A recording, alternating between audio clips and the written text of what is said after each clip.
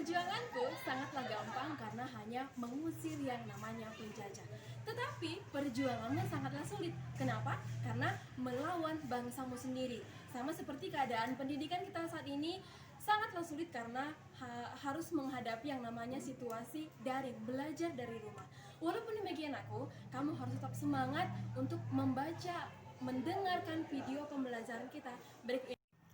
Oke, kita lanjut saja materi kita di hari ini itu mengenai masa akhir Orde Baru.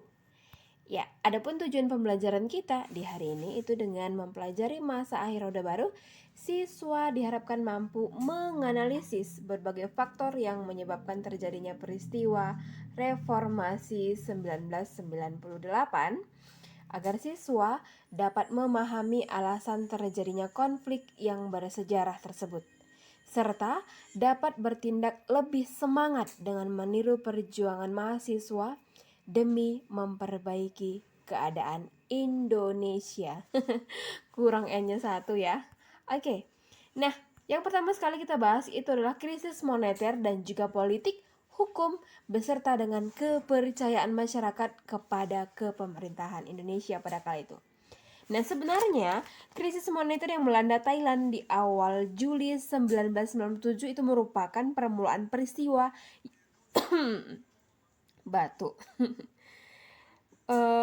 merupakan permulaan peristiwa yang mengguncang nilai tukar mata uang negara-negara di Asia seperti Malaysia, Filipina, Korea, dan juga Indonesia. Nah, rupiah yang berada pada posisi nilai tukar sekitar 250 US dollar itu terus mengalami yang namanya kemerosotan. Jadi situasi ini mendorong yang namanya Presiden Soeharto meminta bantuan dari International Monetary Fund atau yang sering disebut sebagai IMF. Nah, persetujuan bantuan IMF ini dilakukan pada Oktober 1997 dengan syarat pemerintah Indonesia harus melakukan pembaruan kebijakan-kebijakan, terutama kebijakan ekonomi Indonesia. Nah, di antara syarat-syarat tersebut itu adalah penghentian subsidi dan juga penutupan 16 bank swasta di Indonesia. Namun usaha ini tidak menyelesaikan masalah yang dihadapi Indonesia pada saat itu. Nah, upaya pemerintah untuk menguatkan nilai tukar rupiah melalui Bank Indonesia dengan melakukan intervensi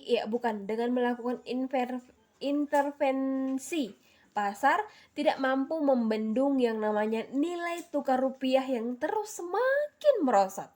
Nah, sebenarnya nilai tukar rupiah yang berada di posisi 4.000 US dollar ini di tahun 1997 Oktober itu terus melemah menjadi sekitar 17.000 US dollar pada Januari 1998. Jadi kondisi ini sebenarnya membawa dampak yang merugikan saham Indonesia. Kenapa rugi? Karena dampaknya itu adalah jatuhnya bursa saham Jakarta. Dengan jatuhnya bursa saham itu, maka banyak yang namanya bangkrut perusahaan-perusahaan besar di Indonesia yang menyebabkan terjadinya pemutusan hubungan kerja ataupun disebut sebagai PHK. PHK itu dilakukan besar-besaran.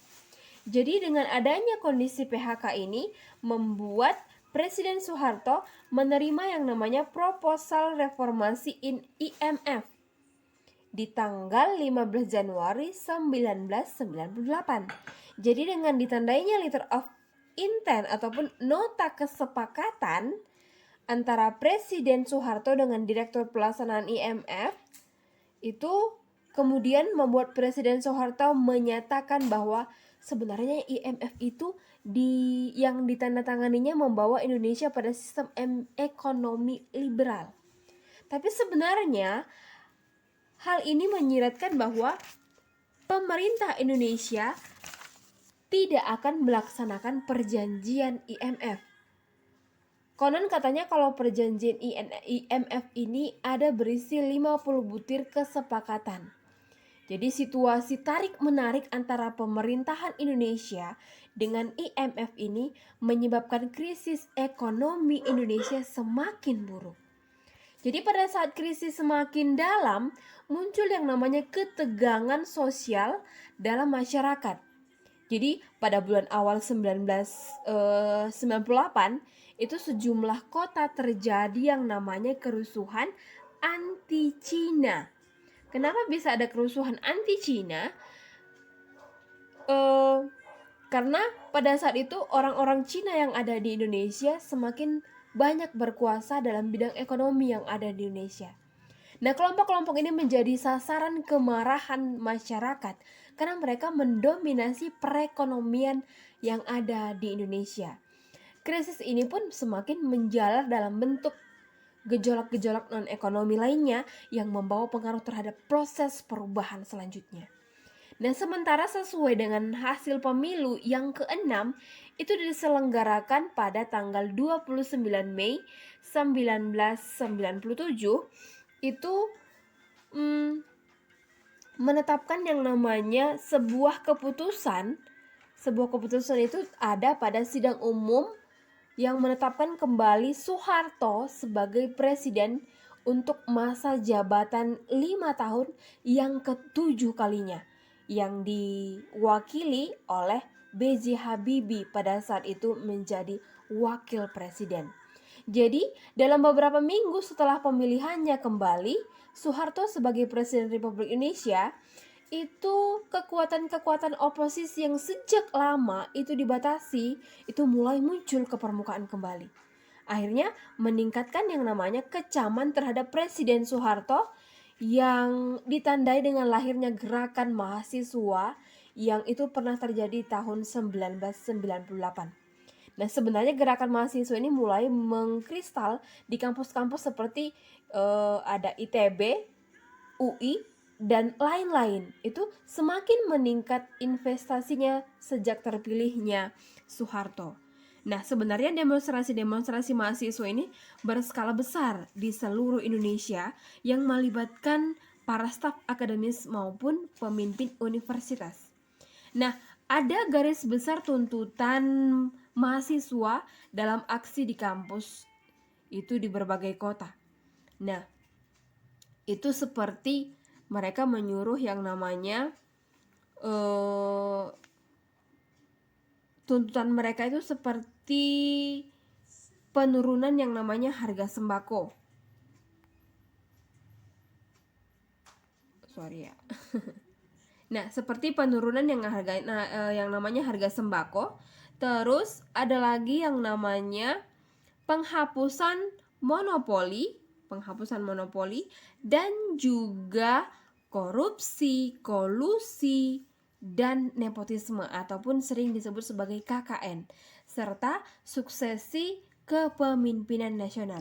Sebenarnya aksi-aksi mahasiswa yang tidak dapat tanggapan dari pemerintah itu menyebabkan para mahasiswa di berbagai kota itu mulai mengadakan aksi hingga keluar kampus. Jadi sebenarnya maraknya aksi-aksi mahasiswa ini sering berlanjut menjadi bentrokan dengan aparat keamanan yang membuatkan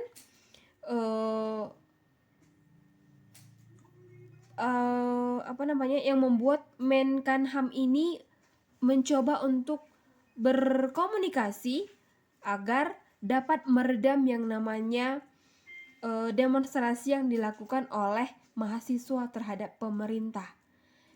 Jadi dari dialog ini maka mahasiswa itu menyampaikan tuntutan-tuntutannya.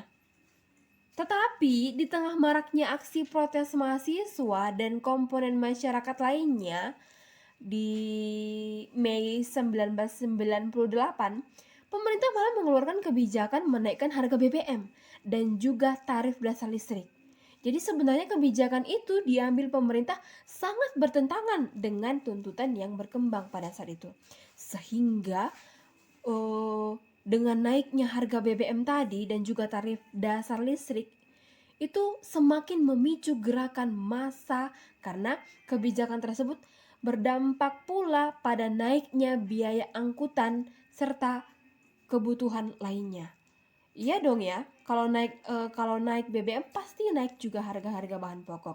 Sedangkan tuntutan yang sudah disepakati, yang sudah dibicarakan oleh mahasiswa dengan Menkumham ataupun Pangap ini itu sudah disepakati tadi oleh pemerintah tapi tidak didengarkan.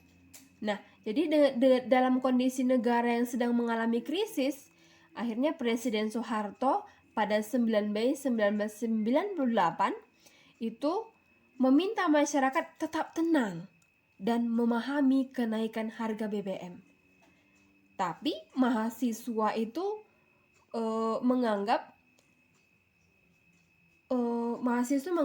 bahwa permintaan presiden ini tidak logis lagi, melihat keadaan ekonomi pada saat itu sangat buruk dan semakin buruk adanya. Nah, itu dia yang menyebabkan adanya sebuah konflik antara mahasiswa dengan pemerintah pada saat itu, termasuk yang namanya kebijakan yang dikeluarkan oleh Presiden Soeharto.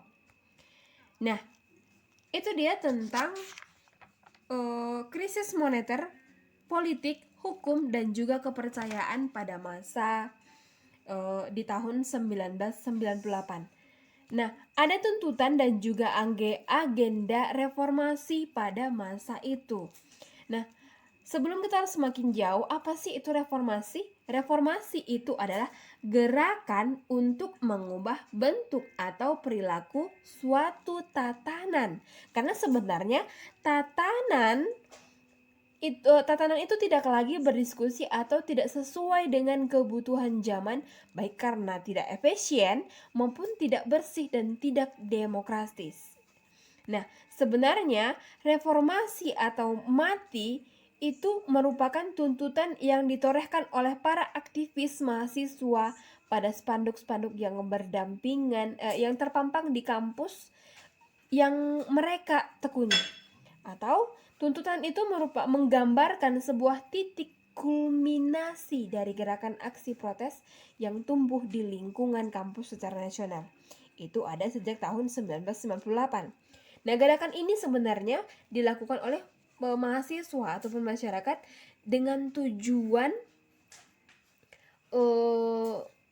untuk melakukan tekanan agar pemerintah mengadakan perubahan politik yang berarti melalui pelaksanaan reformasi secara total. Nah, kemunculan gerakan reformasi itu dilatar belakangi dengan terjadinya krisis multidimensi yang dihadapi bangsa Indonesia. Nah, gerakan ini pada awalnya hanya berupa demonstrasi di kampus-kampus besar. Namun mahasiswa akhirnya harus turun ke jalan karena aspirasi mereka tidak mendapatkan respon sama sekali dari pemerintah. Gerakan reformasi di tahun 1998 itu mempunyai 6 agenda. Yang pertama, itu adalah suksesi kepemimpinan nasional. Itu yang pertama. Yang kedua, itu adalah amandemen Undang-Undang 1945. Yang ketiga, pemberantasan KKN. Yang keempat, menghapus dui fungsi ABRI. Yang kelima, penegakan supremasi hukum, dan yang keenam itu adalah pelaksanaan otonomi daerah. Nah, sebenarnya 6 tuntutan yang diminta oleh masyarakat ataupun mahasiswa pada saat itu hanya sederhana. Sederhana ya kan? Terutama pemberantasan KKN. Terus pelaksanaan otonomi daerah. Itu sangat sederhana kalau didengarkan oleh pemerintah dan juga dilakukan pembaharuan ataupun perbaikan ekonomi yang pada saat itu sangat buruk keadaannya. Nah, berikut ini akan Ibu munculkan sebuah video mengenai peristiwa Trisakti 1998. Tumbangnya rezim Orde Baru yang dipimpin Soeharto 20 tahun silam bukan tanpa alasan. Gejolak demonstrasi mahasiswa besar-besaran hingga tewasnya 4 mahasiswa Trisakti menuntut Soeharto mundur menjadi gerakan reformasi nasional. Dan berikut adalah peristiwa yang terjadi sebelum Soeharto resmi mengundurkan diri 20 tahun silam.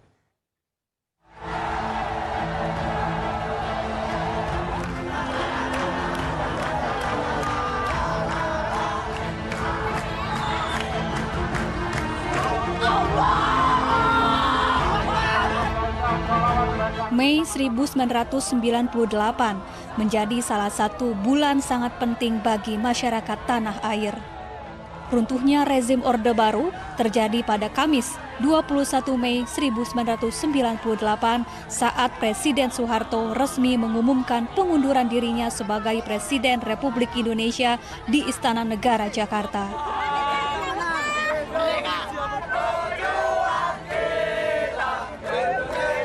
Setelah pengumuman Soeharto mundur dari jabatannya, B.J. Habibie yang menjabat wakil presiden dilantik menjadi presiden ketiga Indonesia di depan Mahkamah Agung lantaran pelantikan presiden di gedung DPR MPR tidak mungkin dilakukan karena seluruh sudut gedung Dewan diduduki mahasiswa sejak beberapa hari sebelumnya. Mundurnya Soeharto dari jabatannya sebagai presiden bukan tanpa alasan. Malam sebelum pengunduran diri, 14 menterinya menolak bergabung dengan Komite Reformasi. 2 hari sebelum pengunduran diri dari jabatan presiden, Soeharto sempat memanggil 9 tokoh Islam, di antaranya Nurholis Majid, Gus Dur, Kiai Haji Ali Yafi, serta tokoh lainnya. Namun, tokoh-tokoh ini menolak bergabung dengan Komite Reformasi Nasional, menyampaikan pesan bahwa rakyat Indonesia menginginkan Presiden Soeharto mundur dari jabatannya. Latar belakang utama kepemimpinan Soeharto tumbang karena aksi demonstrasi besar-besaran mahasiswa yang menduduki gedung DPR MPR semakin ramai sejak beberapa hari sebelumnya. Tidak hanya mahasiswa yang menggeruduk gedung DPR MPR, sejumlah tokoh yang bergabung dalam Gerakan Reformasi Nasional juga berdatangan. Di antaranya Ali Sadikin, W.S. Rendra, Solihin GP, YB Mangun Wijaya, Megawati Soekarno Putri, dan Amin Rais. Di hari yang sama, 18 Mei 1998, kejutan besar datang tiba-tiba dari Ketua DPR Harmoko yang menggelar konferensi pers menyikapi tuntutan reformasi. Orang dekat Soeharto ini meminta Soeharto mundur. Gelombang unjuk rasa mahasiswa semakin masif. Ribuan mahasiswa dari berbagai elemen mendatangi dan menduduki gedung DPR MPR. Mereka menuntut Soeharto mundur hingga menginap beberapa hari ke depan.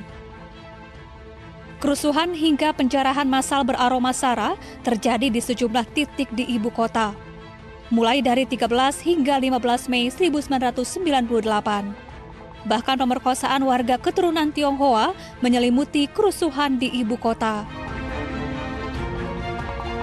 Tepat pada 12 Mei 1998, 4 mahasiswa Universitas Trisakti Jakarta gugur setelah ditembak aparat keamanan saat berunjuk rasa di depan kampusnya di Grogol, Jakarta Barat. Para mahasiswa ditembak aparat keamanan setelah terlibat bentrok saat menggelar unjuk rasa menuntut Soeharto mundur dari jabatannya. Gerakan mahasiswa menuntut adanya reformasi hingga membuat rezim Soeharto tumbang menjadi tonggak sejarah Indonesia. Era reformasi telah berjalan 20 tahun. Presiden Indonesia di zaman reformasi juga sudah silih berganti. Semoga perjuangan reformasi tetap diingat pemerintah saat ini. Nah, itu dia video pembelajaran kita di hari ini. Ibu harapkan dengan mempelajari situasi keadaan ekonomi pada masa reformasi, Ibu harapkan kamu dapat mengambil makna, dapat lebih semangat untuk mempelajari materi kita, lebih semangat untuk belajar di rumah. Salam SFD, semangat, fraternitas,